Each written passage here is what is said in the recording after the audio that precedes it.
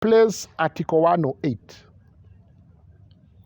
The proposed new order of precedence in the National Assembly shall be as follows. 1. The Speaker of the National Assembly. 2. The Prime Minister. And 3. The Leader of Official Opposition. Article 108 of the Constitution 2010 is on the party leadership. Now, BBI wants to give us a new article. Party leaders in the Senate. New Article 108A.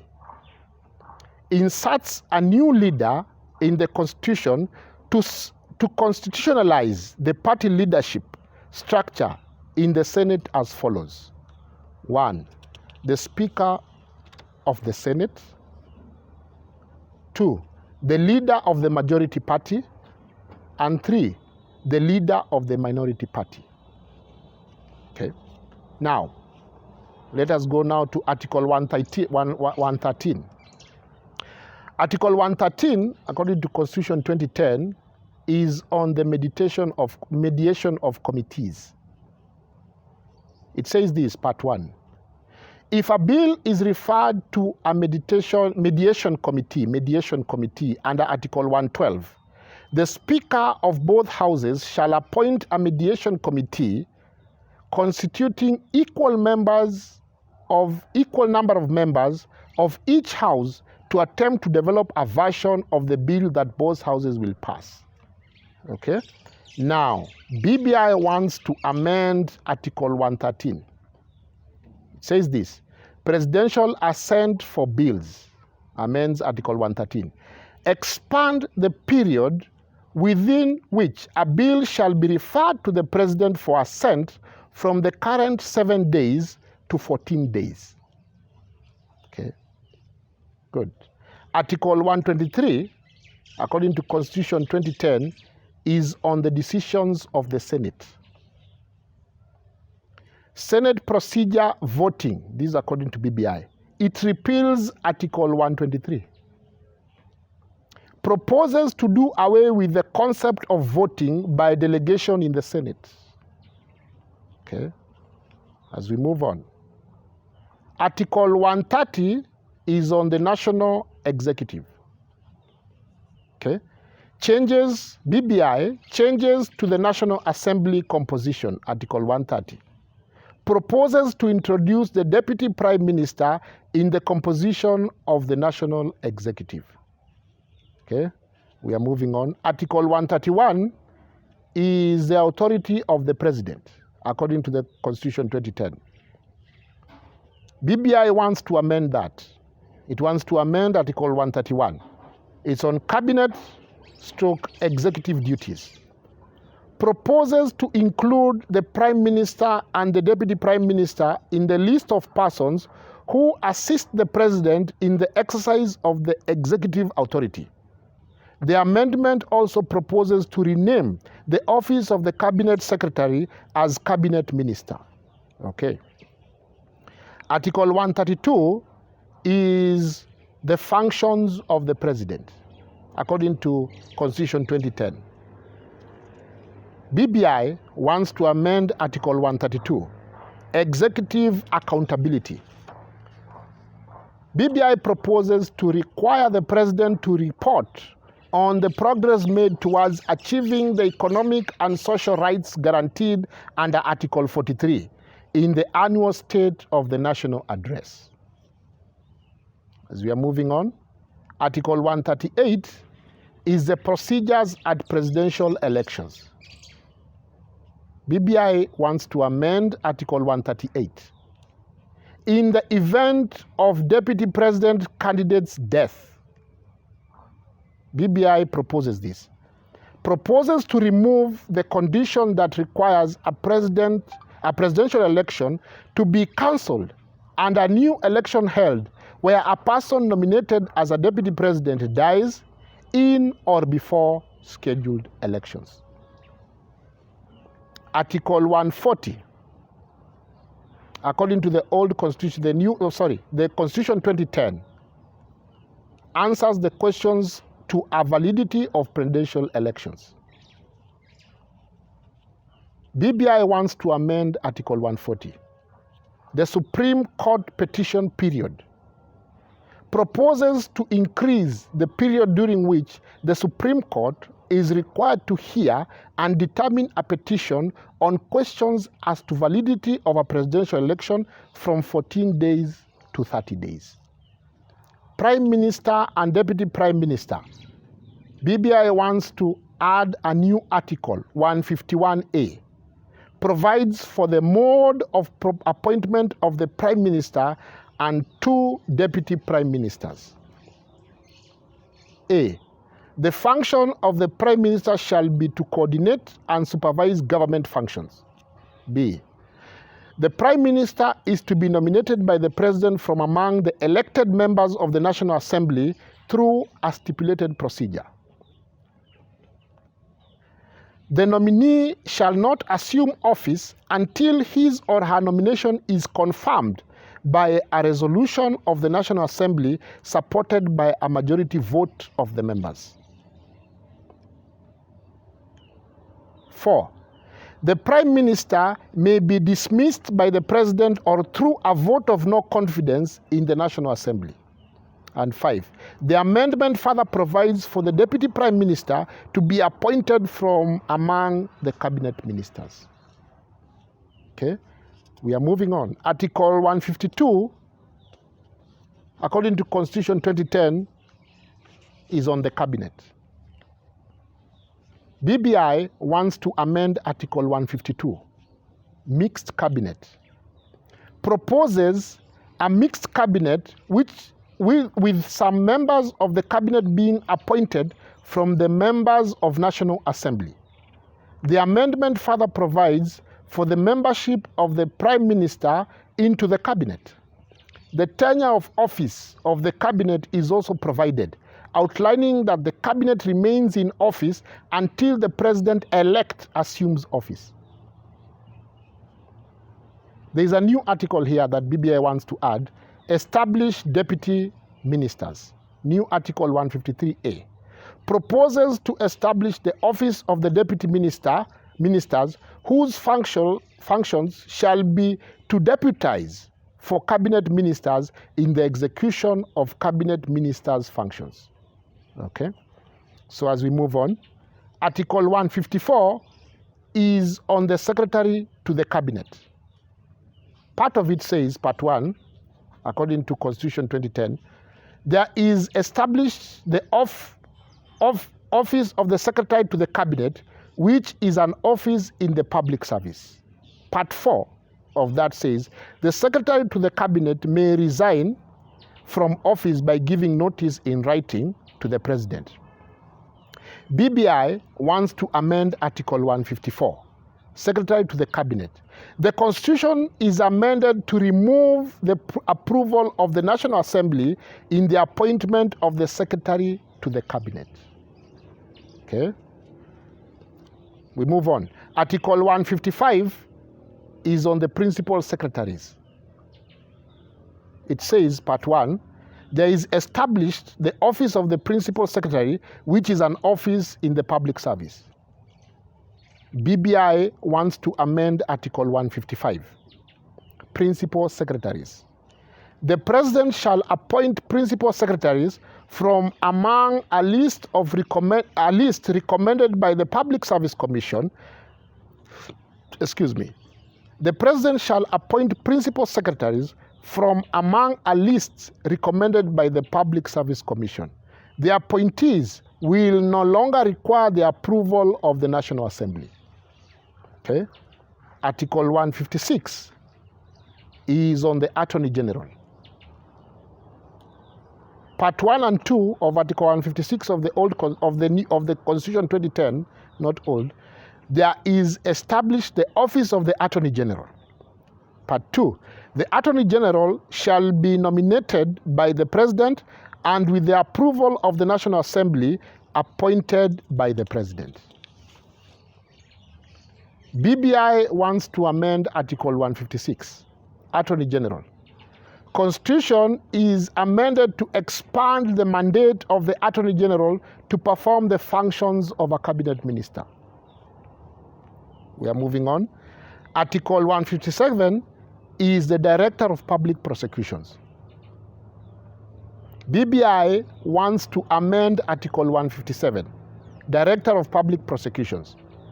The qualifications for appointment as a Director of Public Prosecutions will be the same as of the appointment as a judge of the Court of Appeal.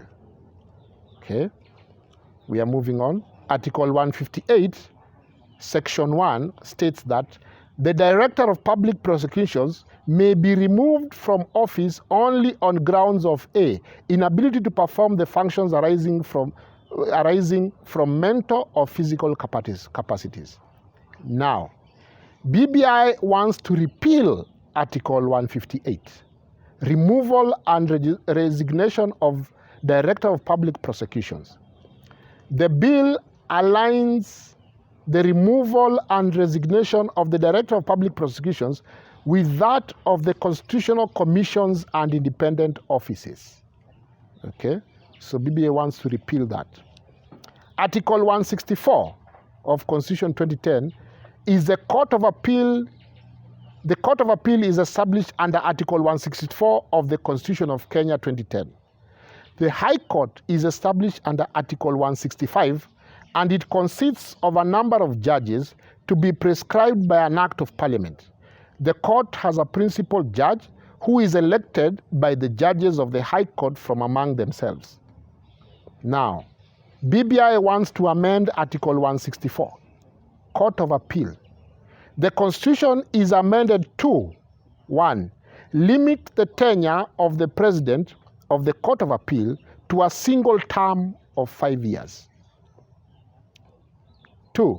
Indicate that decision by the Court of Appeal on an appeal relating to an election petition other than presidential election is final. Okay? Article 165 of Constitution 2010 is on the High Court, is the High Court. Part 6 of it says, the High Court of the Constitution 2010, the High Court has supervisory jurisdiction over the subordinate courts and over any person, body, or authority exercising a judicial or quasi-judicial function, but not over a superior court. BBI wants to amend Article 165, the High Court.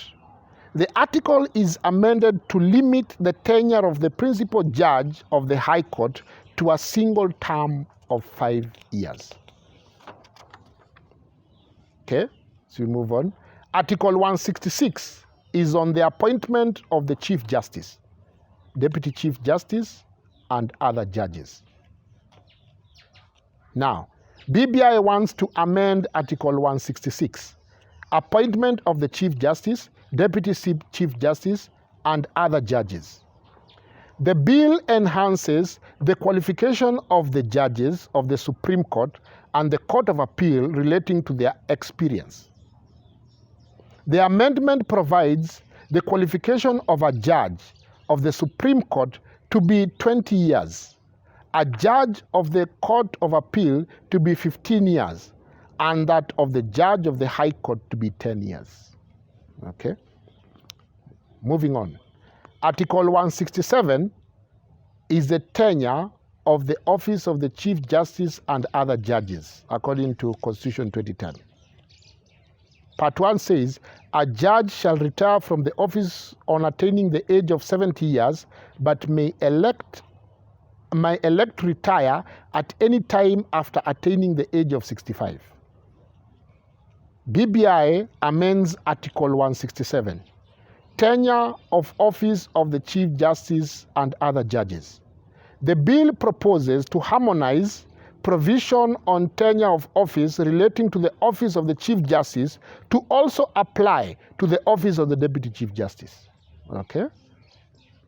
Now, Article 168 is the removal from office. Part E of Constitution 2010 says gross misconduct and misbehavior. Part 2 of it also says, the removal of a judge may be initiated only by the Judicial Service Commission acting on its own motion or on the petition of any person to the Judicial Service Commission. BBI wants to amend Article 168, removal of a judge. The law is amended to include a motion by the Judiciary Ombudsman to the Judicial Service Commission as one of the ways that the removal of a judge may be initiated. Okay, so there's a new word there, the Ombudsman. Okay, so BBI is there. Article 171, according to the old Constitution, is the establishment of the Judicial Service Commission.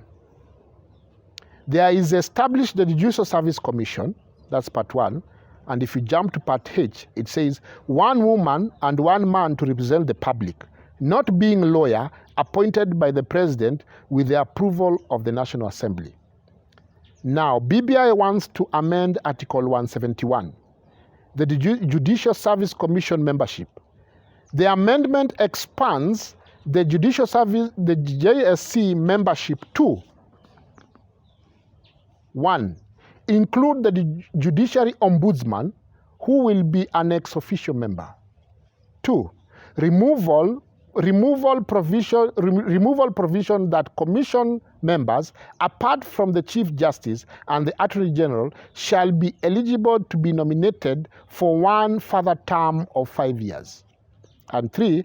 Provide that commission members elected under Clause 2F shall not practice in courts and tribunals during their period of service with the Commission. These are advocates / LSK representatives in the JSC. Okay. Article 172 stipulates, is of the old Constitution, stipulates the functions of the Judicial Service Commission. Part E, for example, says it advises the national government on improving the efficiency of the administration of justice. Part B promotes gender equality. BBI wants to amend Article 172, functions of the Judiciary Service Commission.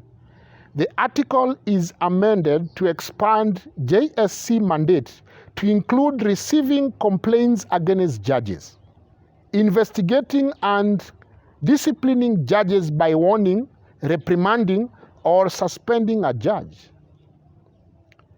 Judiciary Ombudsman. These are new article that BBI wants to introduce, 172A. 1. The article establishes the office of the Judiciary Ombudsman. 2. The President shall nominate and, with the approval of the Senate, appoint the Judiciary Ombudsman. 3. Functions of the Judiciary Ombudsman. So there are 3 functions of the Judiciary Ombudsman.